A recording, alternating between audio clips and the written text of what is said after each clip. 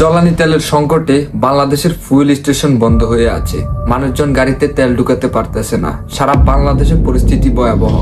1100 টাকা দিছি ওনার হাতে, উনি আমাকে 1100 টাকা তেল দিয়ে 100 টাকা উনি রেখে দিয়ে বলছে ভাই এখান থেকে দ্রুত চলে যান, ওখানে ওদের লোক সেট করা আছে। তো যদি কেউ 200 টাকা বেশি দেয় তাহলে ওদেরকে ফুল ট্যাঙ্কি দিতেছে আর জোর করে টাকা রেখে দিতেছে।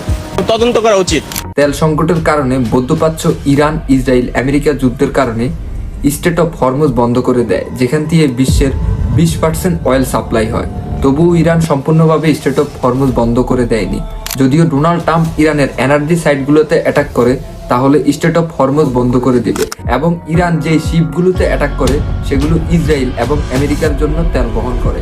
এখন কথা হলো, সারা বিশ্বের মধ্যে বাংলাদেশের পরিস্থিতি কেন এত ভয়াবহ? যেসব দেশগুলো থেকে অয়েল ইম্পোর্ট করে Bangladesh, Singapore, Malaysia, India, China এবং মধ্যপ্রাচ্য থেকে। এবং বাংলাদেশের যে দেশগুলোতে অয়েল সংকট সেগুলো হলো দক্ষিণ পূর্ব এশিয়ার দেশগুলো, Sri Lanka, Pakistan, Philippines, Myanmar, Thailand, Vietnam, India. কিন্তু এই সবগুলো দেশের মধ্যে বাংলাদেশের পরিস্থিতি খুব ভয়াবহ। বলা চলে বাংলাদেশে আগে কখনো এরকম পরিস্থিতির সম্মুখীন হয় নাই। যে পরিস্থিতির জন্য কি সরকার দায়ী? এর জন্য কি সরকার ব্যর্থ? কেন তেলের মজুদ রাখেনি?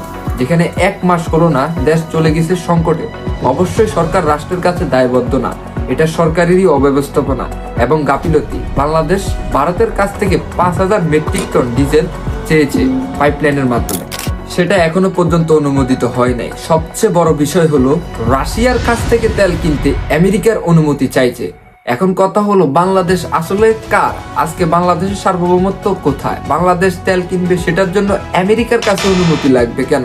তাহলে বোঝা যাচ্ছে রাষ্ট্রের নিয়ন্ত্রণ বাংলাদেশের কাছে নেই, আমেরিকার হাতে। আমরা আজকে চীন, রাশিয়া থেকে অয়েল ইম্পোর্ট করতে পারছি না আমেরিকার কারণে।